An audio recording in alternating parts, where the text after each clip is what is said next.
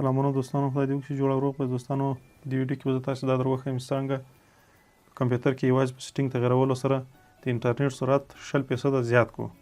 هغه دا چې کله چې مثلا موږ انټرنیټ په کمپیوټر کې استفاده کوو، که هغه له کیبل سره وصل وي یا وای فای سره وصل وي کمپیوټر، یا له موډیم سره وصل وي، نو وینډوز بای ډیفالت 100% انټرنیټ د ځان د اپډیټ لپاره یا د نورو سافټویرونو د اپډیټ لپاره ریزرو کوي یا یې ساتي، او د 80% د انټرنیټ د استفادې وړتیا موږ ته راکوي.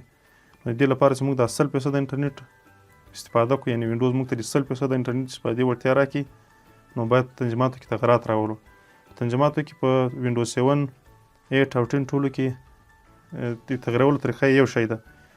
یوازې مثلا که چیرې تاسو په وینډوز 7 او 8 کې په سرچ کې دا سیټینګ پیدا نه کړو، نو په رنګ کې پیدا کولی شئ. په وینډوز 10 کې په سرچ کې پیدا کېږي. زه راځم په سرچ کې دلته لیکم GP ایډیټ، دلته ایډیټ ګروپ پالیسي ته راځم.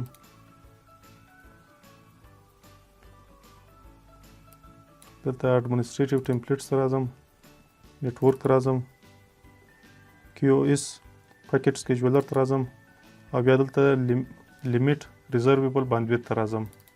په دې باندې ډبل کلیک کوم. دلته موږ ته دا د دې سیټینګ باره کې ټول هر څه لیکلي دي.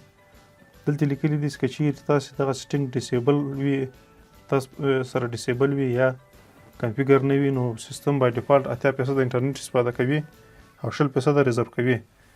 نو د دې سیټینګ د فالو کولو لپاره دلته راځو، انیبل باندې کلیک کوو، دغه 80 صفر ته راولو، اپلای او اوکې. اوس کمپیوټر موږ ته د 100% د انټرنیټ د استفادې وړتیا راکوي، او هغه 20% چې مخکې د اپلیکیشنو یا د وینډوز د اپډیټ لپاره ساتل سوی یا ریزرو سوی و، هغه موږ 0% ته راوستل.